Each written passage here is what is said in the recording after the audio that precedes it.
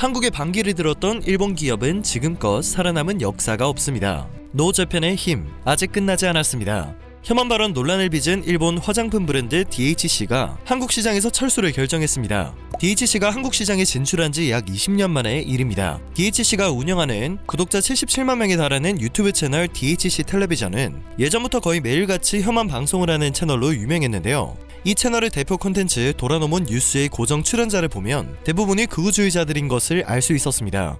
심지어 2018년 가을에는 당시 총리 대신이었던 아베 신조가 직접 게스트로 출연해 아주 즐겨보는 프로그램이며 많은 도움이 되고 있다고 말해 논란이 일기도 했었죠. 이처럼 오래전부터 DHC 요시다 요시아키 회장은 혐한을 해왔지만 해당 사실은 크게 화제가 되지 않았었기 때문에 한국은 DHC 회장이 혐한을 일삼는다는 것을 잘 모르고 있었습니다. 더 나아가 일본 기업이라는 사실을 알지 못하는 경우도 많았죠. 그래서 국내에서는 늘 DHC 제품이 잘 팔리고 있었는데요. 일본의 수출 규제 이후 일어난 노재팬 운동으로 인해 DHC가 일본 기업인 것을 넘어 혐한을 일삼는 기업이라는 사실이 제대로 알려지기 시작했습니다. 모두가 기억하시는 것처럼 당시 노재팬의 파급력은 엄청났었죠. 국내 시장에서 날개를 피고 날고기던 기업들도 한국인들의 단합력이 불러온 직격탄을 피하지 못했었는데요. DHC는 한국 소비자들의 눈치를 전혀 보지 않는 듯 했습니다. 한국 시장에 진출한 지 오랜 시간이 지났고 소비자들의 재구매율, 즉 충성도가 높았던 일부 제품이 나락에 갈 줄은 전혀 생각하지 못했던 겁니다. 그래서인지 당시 DHC 회장은 한국 시장은 버려도 된다는 말은 물론이고 한국은 금방 뜨거워지고 바로 식는 나라라며 냄비 근성을 운운하며 더욱 반감을 샀습니다. 이후에도 그룹을 대표하는 회장 명의로 제일 및 귀하자들을 차별하고 존토리라는 차별적 용어가 담긴 글을 당당하게 게시하는 등 논란을 계속 키워갔죠. 산토리 광고에 기용된 탤런트는 어찌된 일인지 거의 전원이 코리안계 일본인이라며 그러니 존토리라고 야유를 받을 수밖에 없다는 조롱이었습니다. DHC의 도가 지나친 차별과 혐오를 보다 못한 몇몇 일본 지자체들도 DHC에 등을 돌리기 시작했는데요. 자국에서도 반응이 좋지 않자 DHC는 공개 사과 없이 슬그머니 문제의 게시물을 삭제하는 비열한 행보를 보였습니다. 그런데 이게 다가 아니었고 당시 DHC는 자신들을 손절하려는 지자체에 사과문을 제출했다고 합니다. 이 사실이 뒤늦게 밝혀진 이유는 뒤에서 사과문을 제출한 것에 대해 비공개 처리를 부탁했기 때문이었습니다. 이 사실로 인해 얼마 전 DHC는 엄청난 망신을 당했으며 비굴함의 끝을 보여줬죠. 대놓고 혐오를 조장하고서 국내 시장에서 버틸 수 있다는 허세를 부리다가 기업이 결국 버티다 못해 철수 결정을 내렸다고 하니 이렇게 통쾌할 수가 없습니다. DHC 코리아는 1일 공식 홈페이지에 좋은 제품과 서비스로 고객 여러분을 만족시키고자 노력했으나 아쉽게도 국내 영업 종료를 결정하게 되었다며 갑작스러운 영업 종료 안내로 불편을 드리게 된 점에 대해 깊이 사과드린다는 안내문을 게재했습니다. 사실상 퇴출이나 다름이 없는 상황에서 사과를 하고 있는 우스운 모양새입니다. DHC는 지난 2002년 4월 한국 법인을 세웠고 한국 시장에 진출한 이후 디클렌징 오일을 히트 상품으로 자리매김할 수 있게 되었습니다. 덕분에 DHC 코리아는 한때 연 100억 원에 달하는 매출을 기록하는 등 전성기를 누렸죠. 그러나 개구리가 올챙이 척을 생각하지 못한다는 말처럼 DHC 회장은 한국 시장과 한국 소비자들을 너무 무시한 듯합니다. 노재팬 운동 이후에도 DHC는 한국 영업을 이어가며 언젠가 소비자들이 돌아올 것이라고 굳게 믿는 듯 했는데요. 소비자들은 끝끝내 DHC 제품을 소비하지 않았습니다.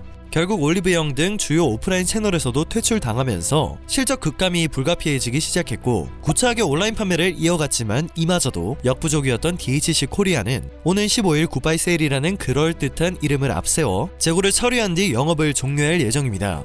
철수까지는 예상하지 못했던 DHC는 생각보다 큰 충격에 빠졌지만 각국에 진출해 있는 상황이기 때문에 애써 타격을 받지 않은 척을 하기 바빴습니다. 한국 시장 철수를 발표하기 전 DHC는 핀란드의 인기 캐릭터 무민과 콜라보레이션을 한다는 홍보를 쏟아내며 철수 소식을 덮으려 했는데요. 핀란드에게도 손절을 당하며 오갈 곳 없는 신세가 되어버렸습니다. 제일 한국인과 제일 조선인에 대한 차별 발언을 뒤늦게 알게 된 무민 측이 협력 중단을 선언한 것입니다.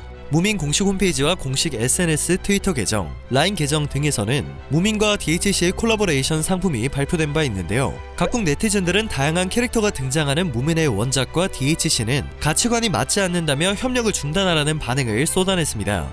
결국 일본 상품권 관리 기업인 라이츠앤드 브랜드는 발표된 DHC의 무민 캐릭터 상품 추가 생산을 중단하라는 요청을 전했습니다. 회장 명의로 차별적인 글과 혐오 발언 등을 일삼는 DHC와는 협력을 하지 못하겠다는 입장이었죠. 라이츠앤드 브랜드는 아사히를 통해 본국의 무민 캐릭터 회사도 당사도 어떠한 차별도 허용하지 않는다는 해명을 내놓기도 했습니다. 이어 인식이 느슨했던 부분이 있다며 불쾌하게 생각했던 분에게는 죄송하다는 사과를 덧붙였습니다. 공식 홈페이지와 트위터에서 해당 상품 설명은 삭제되었고 앞으로 재계약도 갱신도 없을 것이라고 못을 받기도 했습니다. 그러나 역시 허세를 빼면 시체인 DHC는 본건에 관한 코멘트는 하지 않겠다며 나름의 자존심을 지키는 모습을 보였습니다.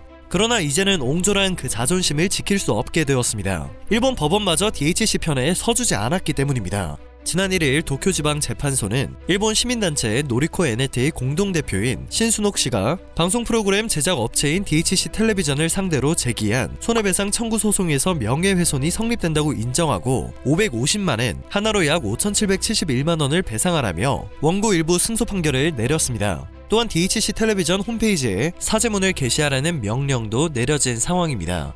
노재팬 운동의 여파로 일본산 브랜드가 한국 시장에서 철수하는 것은 이번이 처음이 아닙니다. 잘 알려져 있거나 실적이 좋았던 브랜드라고 할지라도 예외는 없었습니다. 한국인들 눈에는 그저 본때를 보여줘야 할 똑같은 일본 기업일 뿐이었죠. 지난 2003년 로레알 그룹에 인수된 일본 화장품 브랜드 슈에무라도 최근 한국 시장에서 철수한 것이 대표적입니다. 슈에무라는 립스틱과 아이브로우 등 다양한 히트템을 가진 브랜드로 많은 소비자들의 사랑을 얻고 있었는데요. 노재팬 여파로 실적이 줄어들면서 브랜드 철수가 불가피했습니다. 유니클로의 자매 브랜드로 알려진 GU도 첫 오프라인 매장을 선보인 지 1년 9개월여 만에 오프라인 사업을 모두 접어버려야 하는 신세가 되었죠. 매니아층이 두텁던 초콜릿 브랜드인 로이즈 초콜릿도 한국 사업을 철수한 바 있습니다. 국내 시장에서 큰 존재감을 보였던 기업들이지만 이들은 모두 살아남지 못했습니다. DHC는 혐한을 일삼아온 것 치고는 마치 바퀴벌레처럼 꽤나 오랜 시간을 버텼는데요.